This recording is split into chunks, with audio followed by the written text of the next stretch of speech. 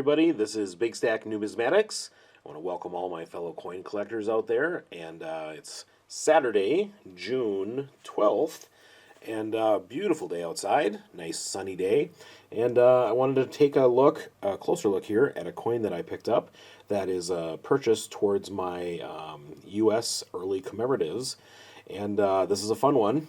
This is the only commemorative quarter that was struck in that series. This is the Isabella Quarter. Let's take a closer look at it quick, and then we're going to talk a little bit about some of the details on the coin. So this comes into focus. There we go. This is Queen Isabella. Here's the stats. MS64.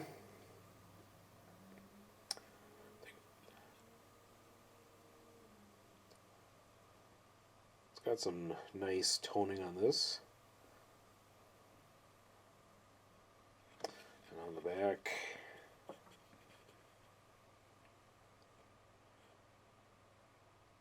we have a woman kneeling down, and they call it a distaff in one hand, and like another tool in the other hand. It's supposed to be a symbol of women's industry. So a little bit about this coin. So originally there was 40,000 of these that were struck. And in 1890, Congress passed a resolution that they were going to celebrate the 400th anniversary of the time that Columbus set sail. And so in 1892 in Chicago, they were going to have this big Columbian Exposition. And the very first coin that basically kicked off the early commemorative series is the Columbian $50, the 50-cent piece. And that was designed as part of this law that was passed by Congress. They were going to have this this exposition, and they came up with all kinds of different things. Well, at the time, Congress designated a board of gentlemen managers, and then at the insistence of none other than Susan B. Anthony, they included a provision to create a board of lady managers as well.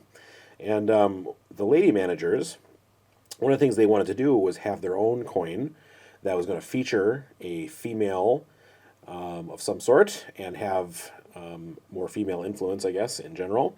They wanted it to have it designed by women, and they were going to be able to have those for sale at the exposition as well. And so one of the things the lady managers did is they went back to Congress and said, listen, of the money that you're going to appropriate to us, $10,000, could we have that in quarters, in fact, as special souvenir quarters that we can then sell at a markup at the exposition? And so that Congress agreed, and so that's where these quarters come from. But the getting them done was quite a process. It seems like when you look back at the history of any specific coin, there's always so much politics and weird things, people flexing and things like that. So at the time, the person that was in charge of the design at the mint was Charles Barber of Barber Dollar fame, and Barber half dollar fame and Barber quarters, right? But he was the sculptor or whatever for the mint that helped create some of those designs. At any rate, he was working with a woman by the name of Bertha Palmer. Bertha Palmer was like a Chicago socialite. Her husband, Potter, owned the Potter House, which was like the leading hotel in Chicago. And so because the exposition was coming to Chicago, Bertha got onto that board of lady managers that was created by Congress. And so she was very interested in helping to kind of help put her spin on. She wanted to have a woman design it. So she had been talking to none other than Augustus St. Gaudens, or I think his name is more Saugodens, if I remember correctly, but of the gold double eagle fame, and of course also the gold eagle with the Indian princess and so forth, right? Anyway, he advised that one of his former students, a Caroline Peddle, would be a perfect person for doing this. And so Carolyn started coming up with some designs, and the problem was that there was so much miscommunication between Bertha Palmer and with Charles Barber, and the time was running out and all that kind of stuff. And eventually, so I'm going to show you real quick a sketch of what Caroline Peddle was coming up with. If you take a look here, you see Isabella like a full throne kind of shot, and it was sketched out that way.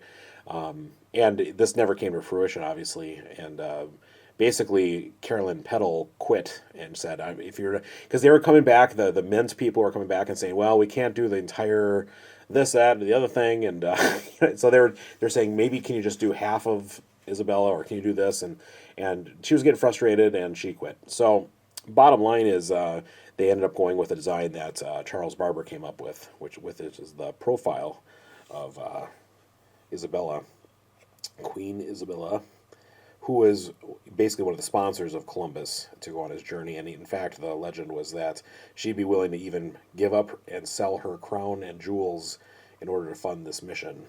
So, no, but I just drop it. All right. So a couple other things about this specific coin is then these quarters were sold for $1 a piece at the Columbian Exposition, but they sold very, very poorly. And at the time, you could also get the Columbian half dollar, which is the first issue of the, in our commemorative series of the early historical commemoratives. And that was also for sale and created at the same 1890 law that created this to be designed and created. And it was much more popular because they were also selling the Columbian half dollar for $1. And so you could either get the half dollar for $1 or one of these quarters for $1. And so of the 40,000 that were minted, over 15,800 were sent back to be melted. And so that leaves a total mintage for this of 24,191.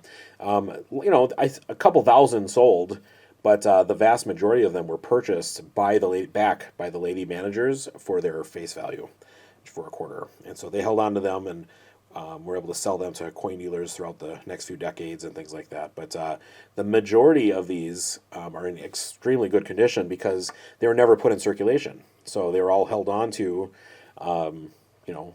not really circulated. So the vast majority of coins that are out there are in mint state, with the exception of some that, whether it's just people that bought them as souvenirs and they were clinking around until they got home or whatever. But these were not put into circulation at all. Another interesting thing is that this was created with a surplus of silver from coins that, older issue coins that the mint had. They melted them down to make this. So, and then of course the 15,000 that were returned were also melted down, I'm sure, for a future issue of things. But yep, so this is the only quarter that is in the early commemoratives, and this really is a lovely, lovely piece, and I'm glad to have picked it up. They're pretty expensive. With the low mintage, but there's some nice ones out there. And this is mine. So there you go. I think that's all I have to tell you on this one, other than I do have a Columbian half dollar that I'll show in a future video too. But there you go. 1893 Isabella Commemorative Quarter. All right. Well, that's all I have for you today. Thanks for watching. I sure appreciate it. This is Big Stack Numismatics, and we'll be back at you next week.